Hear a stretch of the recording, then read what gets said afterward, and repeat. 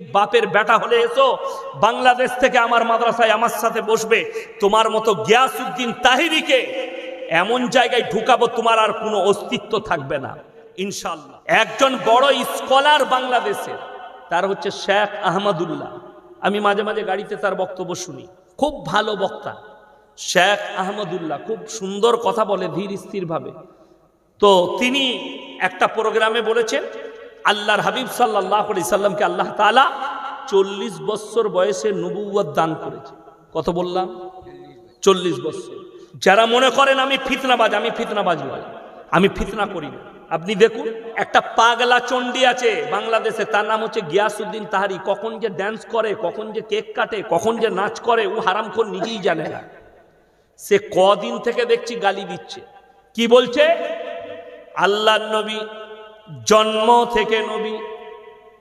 আপনারা জানেন এই যে ইয়াসিন বসে আছে, আপনারা বসে আছেন, আমাদিকে আগে সৃষ্টি করা হয়েছে না রুহটাকে? কথা বলে না? রুহটাকে। তাহলে কয়েকশো হাজার বছর আগে আল্লাহ রুহকে আগে সৃষ্টি করেছেন। জোরে বলুন না সুবহানাল্লাহ।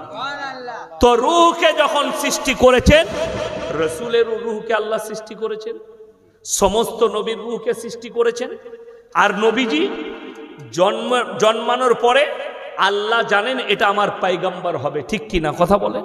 আল্লাহ জানেন পয়গম্বর হবে, এবং তিনার বংশধররা, পরিবারের লোকরা বুঝতে পেরেছিলেন ইনি কোনো সাধারণ ছেলে নয়, ইনি একজন মহামানব হবে।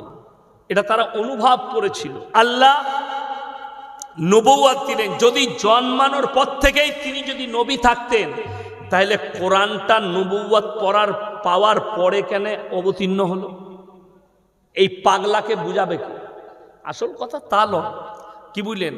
গাঁজা একটু বেশি খেলে যা হয়, আমি বললি খারাপ বলবি, কিন্তু আপনি শরীয়তটাকে শরীয়ত ভাবেননি। আপনি নিজের মতো করে নিতে চাইছেন। মন চায় জিন্দগি, মন চায় জিন্দগির নাম ইসলাম নয়, রব চায় জিন্দগির নাম ইসলাম। ইসলাম হচ্ছে পরিপূর্ণ একটা জীবন ব্যবস্থার নাম। আপনার নামাজ, রোজা, উঠা বসা, খাওয়া দাওয়া, আখলাক, ব্যবহার, চরিত্র, মিলামিশা, সবটার নাম ইসলাম। আর এই ভণ্ডরা সব শেষ করে দিয়েছে। জলঙ্গি থেকে আমাকে ফোন করে বলছে তোমাকে মুনাজারা করতে হবে। কার সঙ্গে? কবে বসবে? বলছে বাংলাদেশ থেকে গিয়াসউদ্দিন তাহারি আর আলাউদ্দিন জিহাদিকে আনবে।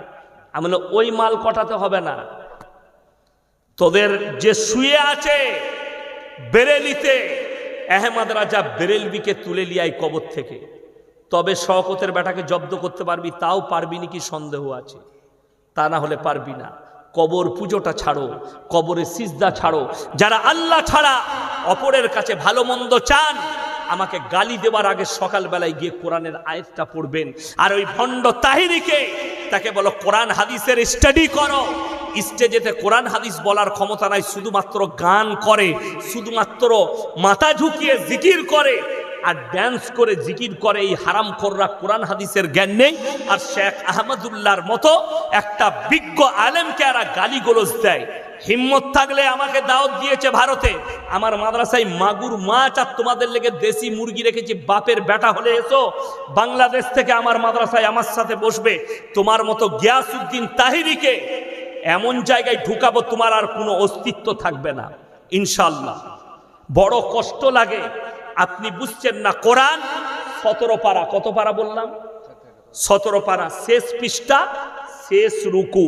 যাদের বাড়িতে মানে কোরআন আছে খুলবেন, অনুরোধ করে বলে যাচ্ছি। ইয়া আইয়ুহান নাসু যুরিবা মাতালুন ফাসতামিউ লাহু ইন্নাল্লাযীনা তাদউনা মিন দুনিল্লাহি লা ইয়াখলুকু দুবাবান ওয়ালা ফিসতামাউ লাহু।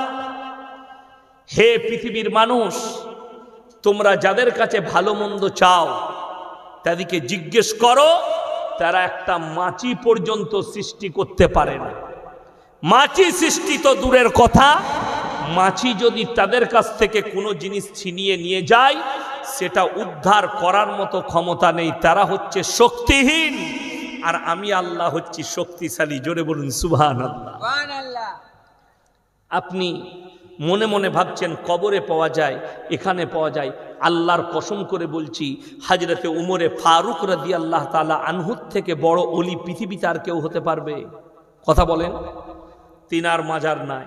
হযরত আবু বকর সিদ্দিক রাদিয়াল্লাহু তাআলা আনহু, তিনার থেকে বড় ওলি পৃথিবীতে আর কেউ হতে পারবে না, তিনার কোনো মাজার নেই। চলুন, জলিলুল কদর সাহাবী যারা হজ করতে গেছেন, যারা যাবেন, গিয়ে একটা জিনিস দেখে আসবেন। ওইখানে উহুদের প্রান্তরে, উহুদের যে পাহাড় আছে সেইখানে 70টা সাহাবীর কবর লোহার ব্যারিকেড দিয়ে ঘেরা আছে। যারা উমরা করতে যাবেন, হজ করতে যাবেন, দেখে আসবেন, এটা কিতাবের মধ্যে পড়েছি। সেইখানে এমন একজন সাহাবী শুয়ে আছেন যিনি হচ্ছেন নবী আকরাম সাল্লাল্লাহু আলাইহি ওয়াসাল্লামের চাচা যান, তিনি হচ্ছেন আমিরে হামজা রাদিয়াল্লাহু তাআলা আনহু। যুদ্ধের ময়দানে জিনার বুকটা চিড়ে কলিজা থরটা বার করে চিবিয়ে খেয়েছিল হিন্দা, আল্লাহ তিনাকেও ঈমান দান করেছিলেন। সেরকম সাহাবী শুয়ে আছেন। আর আমাদের দেশের ভণ্ডরা বলছে মক্কা মদিনায় ওলি নেই। আমাদের দেশের ভণ্ডরা বলছে পীর না ধরলে জান্নাতে যাওয়া যাবে না। তাহলে আমি তোমাকে জিজ্ঞেস করব, আবু বকরের পীর কে ছিল বলো? উমরের পীর কে ছিল বলো? ইমাম আবু হানিফা রাহিমাহুল্লাহর পীর কে ছিল বলো? ইমাম শাফির পীর কে ছিল বলো? ইমাম মালিকের পীর কে ছিল বলো? ইমাম হাম্বলের পীর কে ছিল বলো? তুমি বলতেই পারবে না। ইমাম বুখারী, ইমাম তিরমিজি, ইমাম আবু দাউদ, ইমাম নাসাই, এদের কেউ পীর ছিল না, এরা জান্নাতে যাবে। আর অথচ তুমি পীর না ধরলে জান্নাতে যেতেই পারবে না। এ কোথা থেকে? একজন বলছে গাছে চাপতে গেলে ডাল ধরতে হয়, হয় না? হয় না।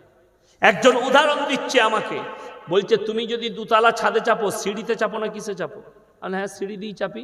বলছে যখন সিঁড়ি দিয়ে ছাদে চাপতে হয় তাহলে আল্লাহকে পেতে গেলে পীরু ধরে ধরে যেতে হয়। আমরা যদি এটা ঠিক হয়, যে বাড়িটায় লিফট আছে, বুর্জ খলিফায় লিফট আছে, লিফট বুঝতে পারেননি, সে তো সুইচ টিপবে মাল উপরে চলে যাবে, তাকে তো আর সিঁড়ি লাগছে না। আমরা তাহলে তারটা কি হবে? কথাটা বুঝতে পারেননি? আমি লিফটে চাপবো। যারা মনে মনে করছেন যোগাযোগের রাস্তা, কোরআনের দলিল দেন। আল্লাহর কসম করে বলছি, এমন একটা দলিল দেবো তোমার ভণ্ড পীর আর কাটতে পারবে না। সূরায়ে সিজদা, কোন সূরা বললাম? সিজদা 21 পারা।